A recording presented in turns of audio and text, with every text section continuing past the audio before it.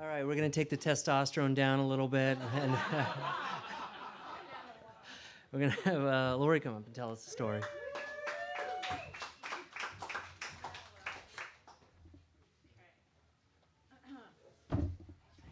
It's coming way down.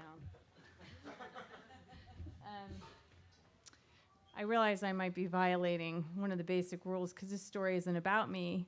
But when I saw that the theme was music, I realized I had to talk about the person who's closest to me, who loves music more than anyone I know. Lois May Christensen, my mother, was born on May 14th, 1929, in Ephraim, Utah, a bustling Mormon Mecca. The eldest of 4 children, she was born with those baby blue eyes, and she has retained to this day that dusty indigo hue that never went away. Her family was poor, really, really poor. And I don't know if you could call them dirt poor, because I don't even know what that means, but I do know that they had to use the Sears catalog for toilet paper in their outhouse. And I actually don't think you could call it toilet paper because there wasn't a toilet in the outhouse. Lois's father, my grandfather, Bryant, was a barber who spent all day on his feet trying to eke out a living to support his family. And that must have put him in a very bad mood because his regular form of expression was through the side of his leather razor strap, which he took out against his kids and their bare skin, and he attacked his wife viciously with hideous words. In spite of that, somehow my grandmother Gladys managed to maintain some sense of fun and frivolity in this home. And thankfully, Bryant wasn't able to extinguish any of that. But the bad side of that is her carefree nature left many of the household chores to my mother, who was cooking and cleaning and stoking a coal fire and caring for little ones as early as the age of 6. So as you can imagine, my mother's childhood was one that merited dreams of escape, and music for her was the ticket out. Her house, that was empty of happiness, somehow remarkably was full of music, and it was her father who brought it to the house. Every weekend, they would pack up a picnic and head off to the bandstand for concerts, and my mom, at the youngest age, would tap dance and sing on the radio, which I think is hilarious. And when Bryant started his own band where he played the trumpet, it was little Lois who was the lead singer. Music was this soul-fragile bond between father and daughter. And when my mother scraped all the pennies together to go to university, which she dreamed of doing, the world opened up into the world of classical music and opera. And Bryant, who was solidly immersed and stuck in the hits of the 30s, called her an educated jackass. And that bond was broken. But college was a wondrous and magical place for my mother. Her horizons expanded into a whole other world of music, and her dream of being a singer was firmly cemented. She had a beautiful voice, and she sang in the university choir, and she was invited to be a singer with the Salt Lake Symphony Chorus.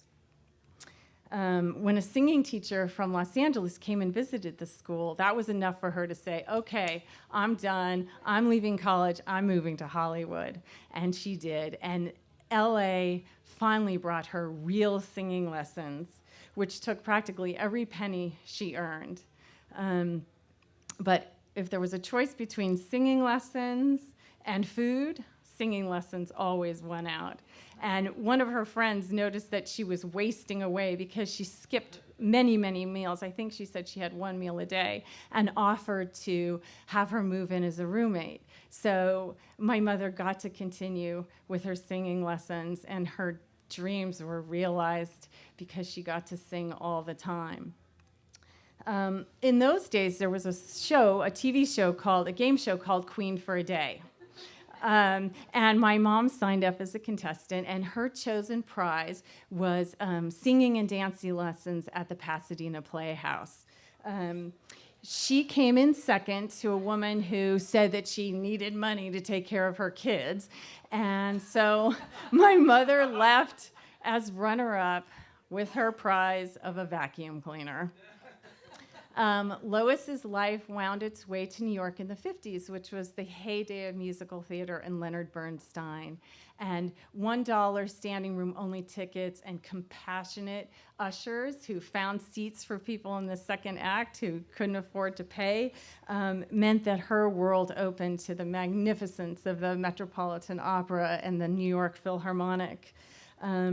Her singing lessons came to a grinding halt because New York prices and her low-wage salary just meant that had to come to an end. So her musical journey continued, but it was relegated to the darkness of the seats in a theater. She met my dad in New York, and they, in the early 60s, and they moved to Los Angeles, where my sister and I were born, along with my mother's hope that her deferred dream could be fulfilled by her children. She finally comfortably had enough money to pay for her own singing lessons, but instead of doing that, she poured all of it into my sister and me, who had music theory and violin and cello and guitar and piano lessons. But alas, as much as we loved and appreciated music, it wasn't what she wanted.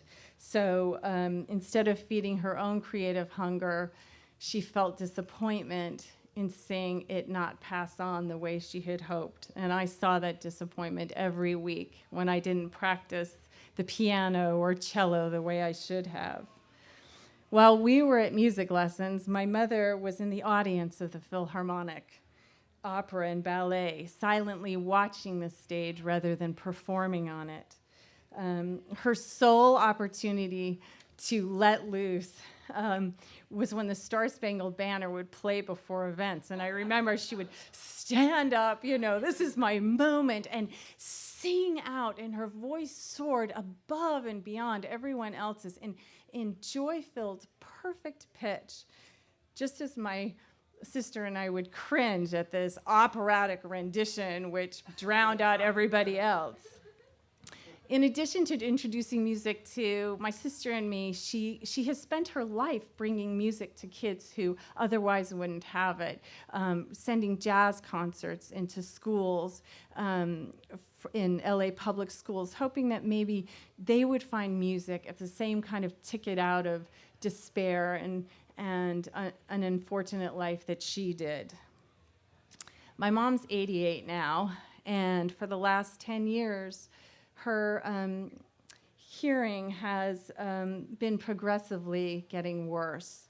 The sound of violins that brought her so much joy are completely lost to her now, and the lushness of an orchestra is just a tinny whine. A few years ago, she gave up her subscription to the orchestra because it was just too painful for her to sit and watch something and not be able to appreciate it as it was meant to be heard. And when I talked to her about my recollections of the stories she told, I could see this misty look come across her baby blues. And she said, "Wow, you're really reminding me of a lot of things." There's nothing like that feeling of when you're singing and everything's clicking. It's the most incredible feeling. It really is. Oh, well, maybe I could take a drawing class. So as a middle-aged, and I guess if 40 is middle-aged, I'm middle-aged plus, standing at the precipice and sort of looking over the other side, there's one thing, as I've thought about all this, that's become abundantly clear to me.